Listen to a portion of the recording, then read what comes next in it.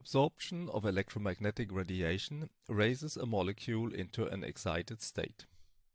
What happens afterwards? Eventually, the molecule will return to the ground state.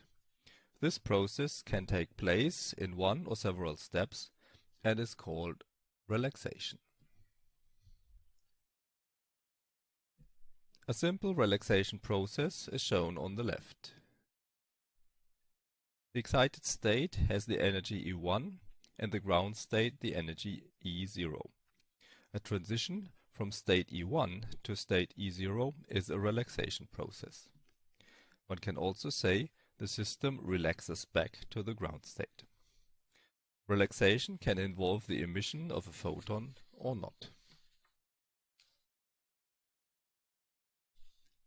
If relaxation does not lead to the emission of a photon, it is called non-radiative relaxation. We distinguish two non-radiative relaxation processes: thermal relaxation and resonance energy transfer. In a thermal relaxation process, a molecule loses energy by collisions with other molecules. Each collision transfers energy from one molecule to another. This increases the kinetic energy of the colliding molecules, which means that the temperature of the sample increases. Resonance energy transfer. Here, the relaxation of one molecule is coupled to the excitation of another molecule. This energy transfer takes place without emission of a photon and is therefore a non-radiative relaxation process. It is most efficient when the transition energies of the two molecules are the same. In other words, when they are in resonance. Resonance energy transfer is important in fluorescence spectroscopy, and we will discuss it there in more detail. An analogy to resonance transfer in spectroscopy is the resonance between two tuning forks with the same pitch. When one is struck, it will vibrate and transfer energy to the second tuning fork, which will also start to vibrate. Because a vibrating system has more energy than a still system, energy has been transferred from the first tuning fork to the second one. Stimulated emission or induced emission is the emission of a photon induced by interaction with electromagnetic radiation. For example, an incoming photon stimulates the transition from an excited state to the ground state. The incoming photon has an energy that matches the transition energy. The transition creates a further photon with the same energy, phase and direction as the incoming photon. Therefore, radiation generated by stimulated emission is coherent to the incoming radiation. The probability for stimulated emission is the same as for absorption, at least for simple cases. Stimulated emission generates the light emitted by lasers.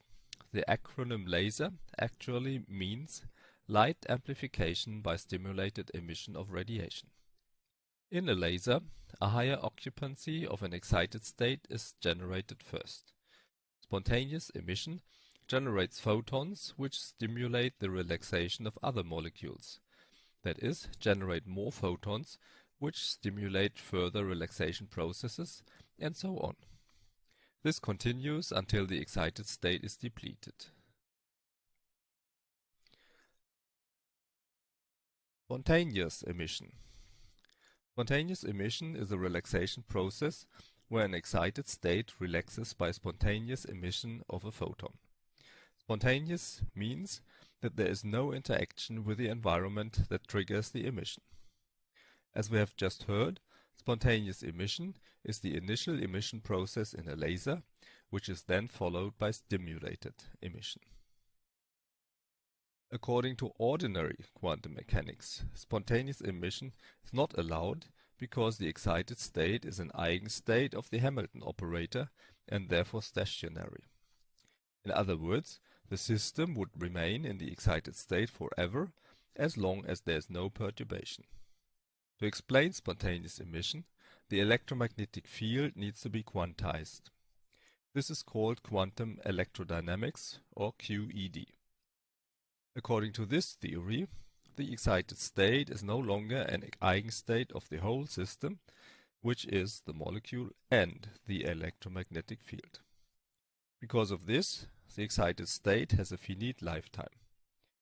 When the molecule relaxes to its ground state, the electromagnetic field converts from its ground state to an excited state in which it contains one photon. The probability for spontaneous emission is strongly dependent on the energy difference between excited state and ground state. This probability is equal to the number of emission processes per time, which is the rate of emission.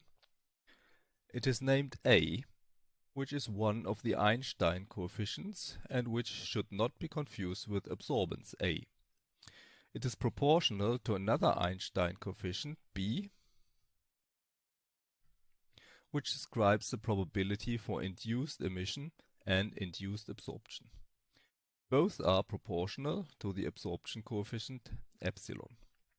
Thus, the probability for spontaneous emission is proportional to the probability of absorption.